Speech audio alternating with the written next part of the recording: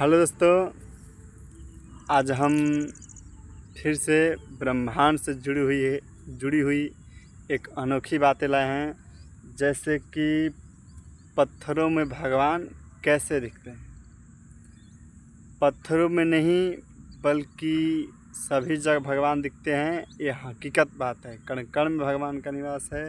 वो कैसे दिखते हैं वो हम सबको आपको बताएंगे। कहने का मतलब, ये पत्थरों में भगवान देखने के लिए, सभी जगह भगवान को देखने के लिए आप लोगों को ये पूजा पाठ करने की ज़रूरत नहीं पड़ेगी। आपने सही सुना, हाँ, आपने सही सुना, पूजा पाठ करने की ज़रूरत नहीं पड़ेगी। बस आप लोगों को ब्रेन की ज़रूरत है। हर किसी को ब्रेन की ज़रूरत पड़ेगी, न कि पूजा पाठ करने की ज़रूरत पड़ेगी। इसके लिए हम समझाने के लिए पहले आप लोगों को वहाँ ले चलेंगे। जैसे हमने टीचर के सामने, स्कूल के सामने पढ़ते थे जब गणित उड़ित, तो अगर हम चाहें तो उनको कहेंगे कि 10,000 से आपका सैलरी है तो 20,000 ले लीजिए, 30,000 ले लीजिए, 40,000 ले लीजिए, 1,00,000 ले लीजिए। फिर भी कितना भी पूजा पाठ कर लीजिए, कितना भी कुछ कर लीजिए, जब तक ले खुद का ब्रेन नहीं लगाएंगे तब तक ले गणित समझ में नहीं आएगी। अगर वो बता रहे हैं प्लस प्लस करोगे तो एक एक जोड़ होगा, माइनस करोगे तो एक एक जीरो हो जाता है, गुणा करोगे तो एक एक एक ही रह जाएगा, और एक एक मिलाकर एक एक पर एक रहेगा तो 11 हो जाता है। ये कैसे संभव है? इसको समझने के लिए हमने खुद का दिमाग यूज किया है, उन्होंने बताया, उसी माध्यम से तभी जाकर हमको समझ में आया। उसी प्रकार पत्थर में बैठा हुआ हमारा भगवान है। अगर पूजा पाठ कर रहे हो, मैं पूजा पाठ करने का मना नहीं कर रहा हूँ, पूजा पाठ करो 1% उसे समझने की प्रयास करो, 99%, तभी भगवान सभी जगह दिखाई देंगे। सभी जगह नहीं बल्कि तुम्हें वो दुश्मन में भी भगवान ही दिखाई देंगे जिससे तुम मारने की और गलत साबित करने की कोशिश कर रहे हो, क्योंकि उसकी बुद्धि बर्बाद हो चुकी है जिसे मारने की तुम सोच रहे हो। क्योंकि अंदर से उसको झांक कर देखो तो वही में वही भगवान दिखाई देंगे, हर जगह दिखाई देंगे। उसको आज समझने की कोशिश करेंगे। इसके लिए हमें हर वीडियो को तोड़ तोड़ कर बनाना पड़ेगा मेरे को, क्योंकि वीडियो बहुत लंबा जा सकता है, क्योंकि इस ब्रह्मांड का अंत नहीं है भाई। इसीलिए सब कुछ संभव है। जो तुम मन में सवाल पूछ रहे हो हर चीज़ संभव है, बस एक चीज़ को छोड़कर। वो भी एक चीज़ नहीं, वो भी ख़त्म हो जाएगा, आपका ब्रेन सही काम करेगा तो। जैसे कि इसको समझने के लिए ब्रह्मांड अनंत है, ये सब कुछ संभव है, असंभव कुछ नहीं है। रावण ने सही बोला था, धरती से लेकर मैं स्वर्ग तक सीढ़ियाँ बना दूंगा, उसी सीढ़ी के माध्यम से सभी लोग जाएंगे। ये हकीकत में होने वाला है, आज नहीं तो कल, मेरा पीढ़ी नहीं तो कोई और करेगा, और नहीं तो कोई और करेगा। क्योंकि ये ब्रह्मांड का अंत नहीं है ब्रो। कितना भी ब्रेन लगा लो, कुछ ना कुछ मिलता ही रहेगा आपको।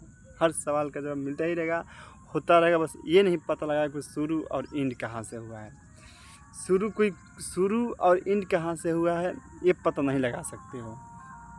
कोई कितना भी कर रहा है कि ब्रह्मा विष्णु महेश से धरती की रचना हुई है, वैज्ञानिक ने मतलब एक विस्फोट के द्वारा हुई है।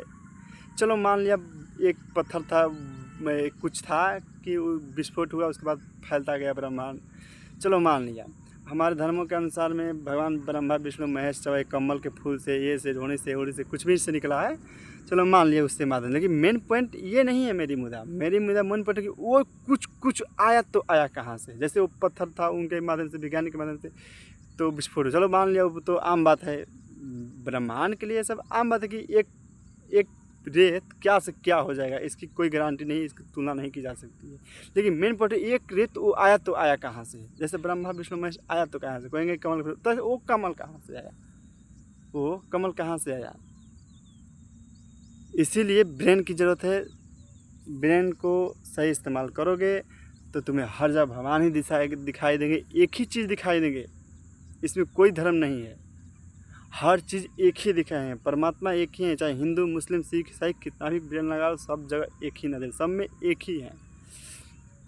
इसको समझने के लिए हम अगला वीडियो बनाएंगे, क्योंकि ये वीडियो अब लंबा हो चुका है मेरे माध्यम से, क्योंकि मैं भी थोड़ा काम में रहता हूँ ना, इसलिए अब इसको लेकिन इतना समझा दो। अब अगले पार्ट में हम लोग ये सब दूसरा पार्ट है हमारा वीडियो का, दूसरा पार्ट है। तीसरा पार्ट में हम लोग समझेंगे कि अच्छे से इसको बताएंगे विज्ञान के माध्यम से। जो वैज्ञानिक है हमारे पत्थरों से विस्फोट होता हुआ है, ये सब बताएंगे। जैसे कि सूर्य बना हुआ है तो सूर्य की रोशनी ख़त्म क्यों नहीं होती है, इसको समझने के लिए ये सब की डिटेल देने वाला हूँ मैं। हर एक शब्द को, हर एक मन में जितना सवाल है कमेंट में कर सकते हो। हर शब्द को एकदम पॉइंट तोड़ कर बताएंगे हम हर एक वीडियो में। तुम मेरे वीडियो को लाइक करते रहो और सब्सक्राइब करते रहो। पसंद आए तो मैं मना नहीं कर रहा हूँ, गलत आए तो नहीं कर सकते हैं। पसंद आए तो लाइक कर सकते हैं ताकि हमें समझ में आए कि नहीं हम कुछ अच्छा करने जा रहे हैं, कुछ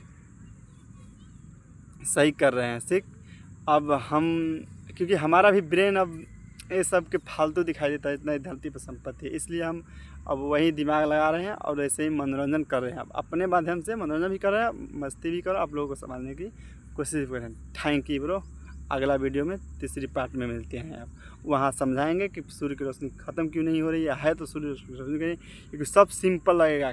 क्योंकि जैसे मोबाइल चार्ज करने से पहले हम लोग, मोबाइल को स्विच ऑफ होने से पहले हम लोग चार्ज में खो देते हैं तो बैटरी चलता रहता है, उसी प्रकार सूर्य का रोशनी। अगला वीडियो में सब कुछ बताने वाले हैं। सही समय का इंतज़ार करते रहिए, हर एक घड़ी का आप लोगों को समय पर मिलता रहेगा वीडियो।